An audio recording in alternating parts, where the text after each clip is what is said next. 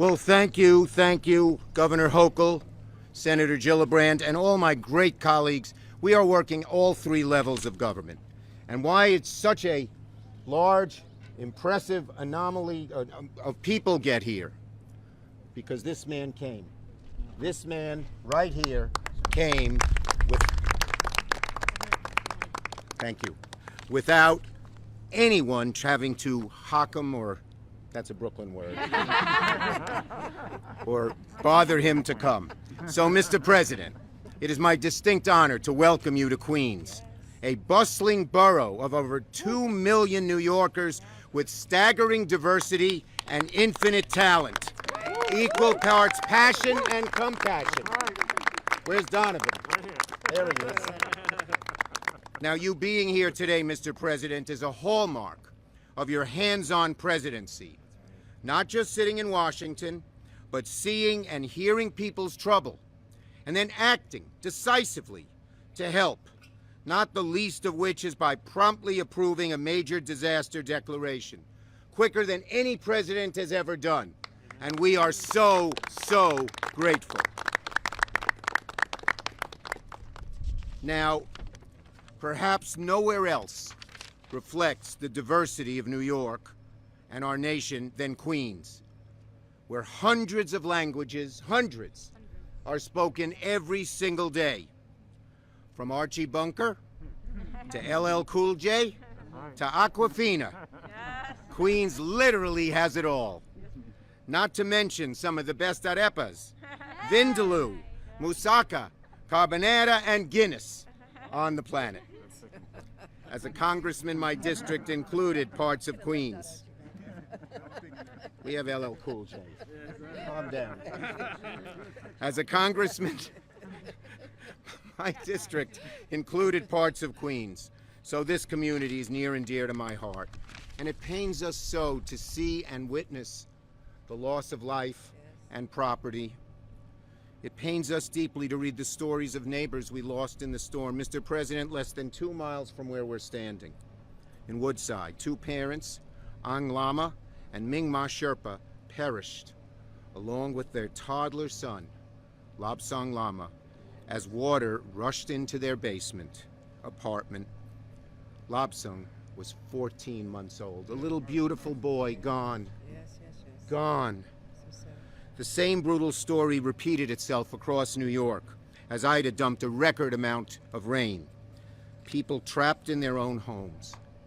In a matter of minutes, a place of safety and refuge became a coffin. Mr. President, we're so thankful that you're here, not just to see for yourself the destruction and damage wrought by Ida, but also to deliver the prompt aid we urgently need. This community's hurting. We've lost loved ones. We've lost homes. We've lost small businesses, and even small things.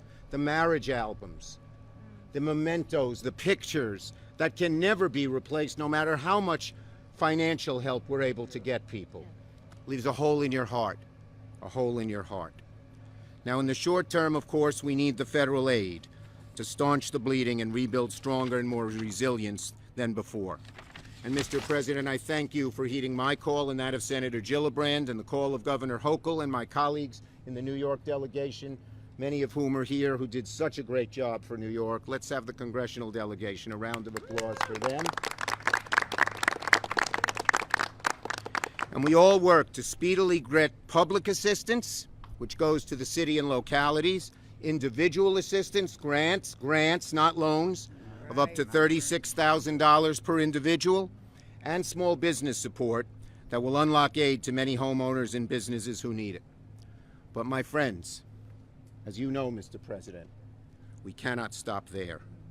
Our climate is changing in ways that are undeniable, that are accelerating, that are caused by humans, that are devastating communities here in Queens and across America with increasing unfortunate frequency. The last time this much rain fell on New York City was just 11 days before Ida, when Tropical Storm Henri deluged New York City and Long Island, only 2 months after Tropical Storm Fred ravaged upstate New York. Let me repeat that. In the span of just 1 week, New York City saw two once-in-a-century storms. 1 week. This is not normal. This is not normal. And that's why we so urgently need, Mr. President, your big and bold Build Back Better plan. We must attack the cancer of climate change that is driving these destructive storms. That means protecting our frontline communities that bear the brunt of pollution and decarbonizing our economy ASAP and implementing a just transition fueled by American workers being paid a fair wage. We need to prepare for the next storm and the one following that, and in doing so, ensure our investments help create a more resilient New York for this generation and future generations. Build Back Better has very ambitious goals. Reducing 50% of carbon that goes into the atmosphere by 2030 and 80% clean electricity by that year as well.